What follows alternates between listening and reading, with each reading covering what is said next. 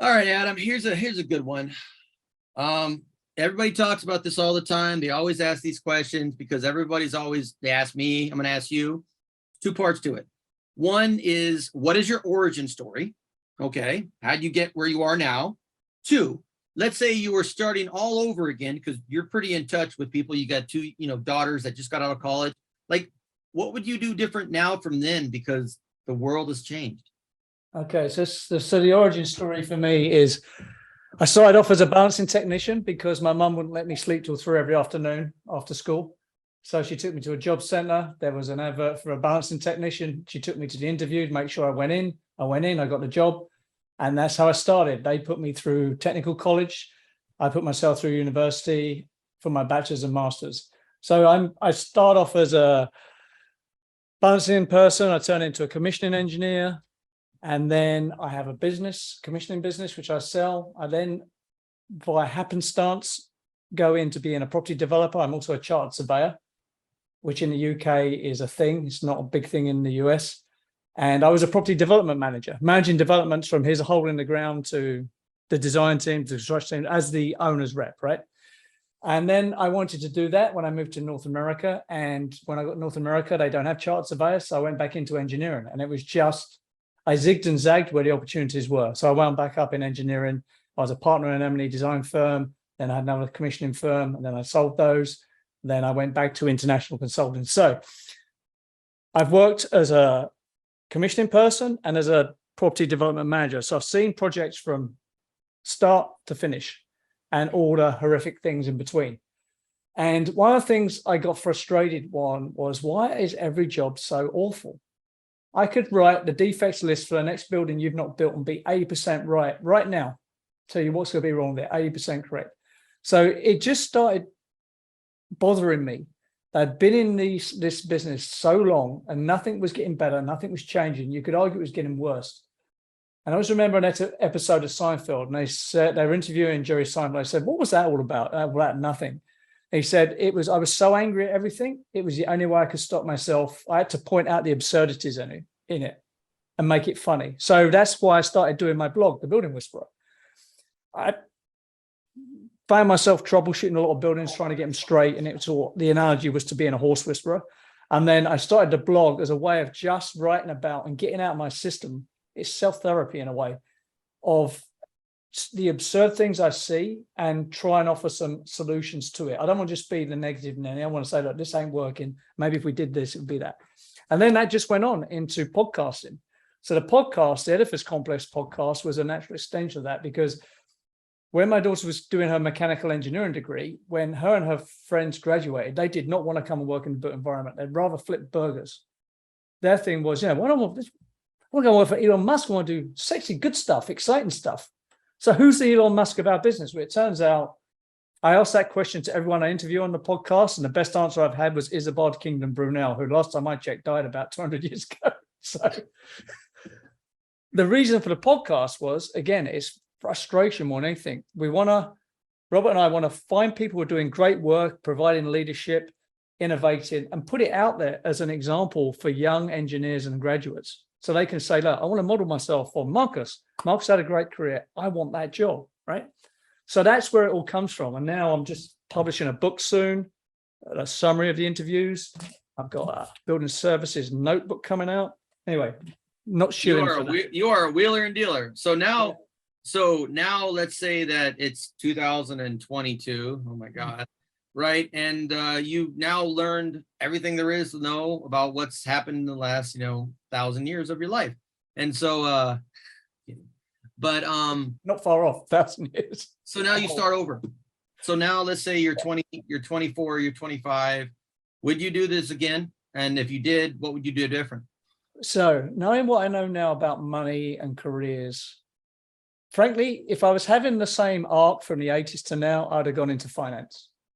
Because if you want to make money, you'll go where the money is. Why do you rob banks? Because that's where the money is, right? Some famous bank robber said. But to be fair, engineering and property development is a great career. It's really exciting.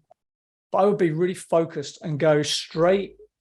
I would get if I was doing it again, I wouldn't have screwed up at school. I'd go university, get my bachelor's, get my PE as soon as possible. And then I would try and work in a development space and affect change from the developer level, like a top-down thing, right? Yep. That I think that's where the money is and the decision-making power is, and that's where I try and go as early as possible. I got there late, but I'd have tried to get there a lot earlier.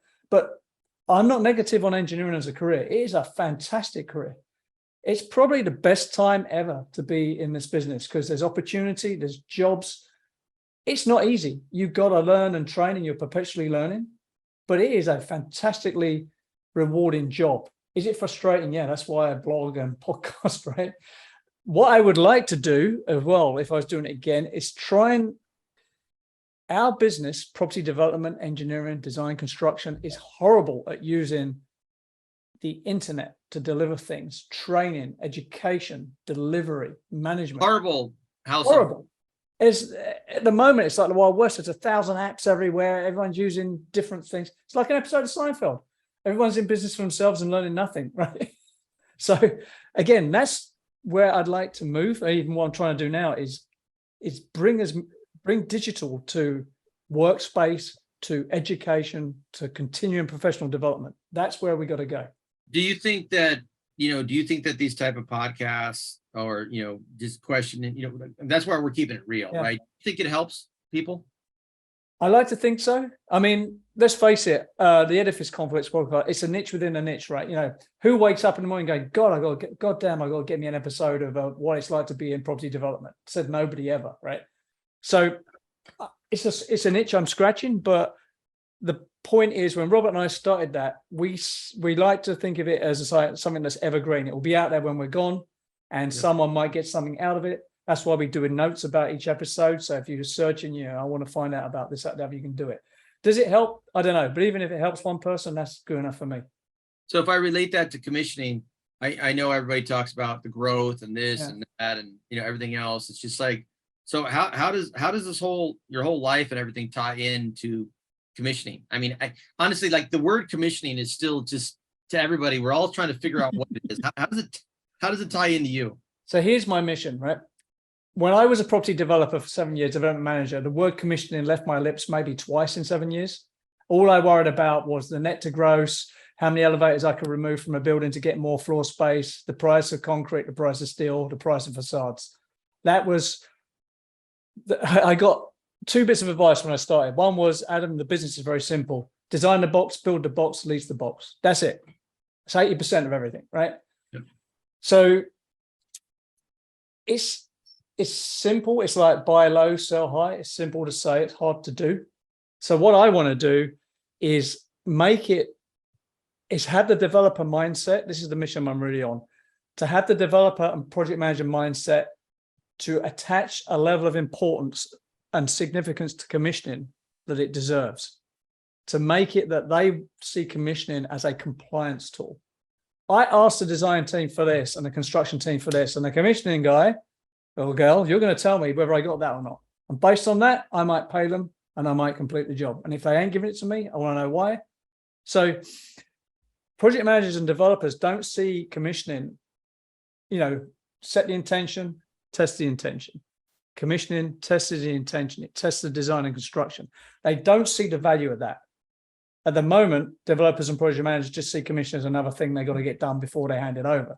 Well, you also look at commissioning and also as like maybe, risk mitigation, basically the solution early enough. If you're brought on early and it's actually, treated as part of the team, because, like you said, we see failures and we can literally point out, the signs of failures early, but if it's appreciated, it can really be. Yeah. When I do eventually retire, who knows when, because I'm still enjoying myself. I'd like to think I've moved the needle in making project managers and developers more aware of commissioning its value and using it as a compliance tool, right? The question for them is, did I get what I paid for? I asked for this building to do this, EUI, this water use, this, and this. Did I get it? Adam, yes or no, did I get it? And I can say, you got this, you got that. They didn't meet this one. You decide what you want to do with that, right? Boom. That's a good idea for another conversation is, did I get what I paid for? Yeah. No owner wakes up in the morning and says, I'm going to build a building. I'm okay with 3,000 defects on handover, Yeah. which is what they get every time. Yeah. But said no owner ever says that, right? But at the end, it becomes a Mexican standoff and their interests align with the contractor. Let's get out of here and get people in pay rent, right? So the commissioning as a compliance tool is a very underrated, underused concept right now. And I'd like to push that up the attention ladder.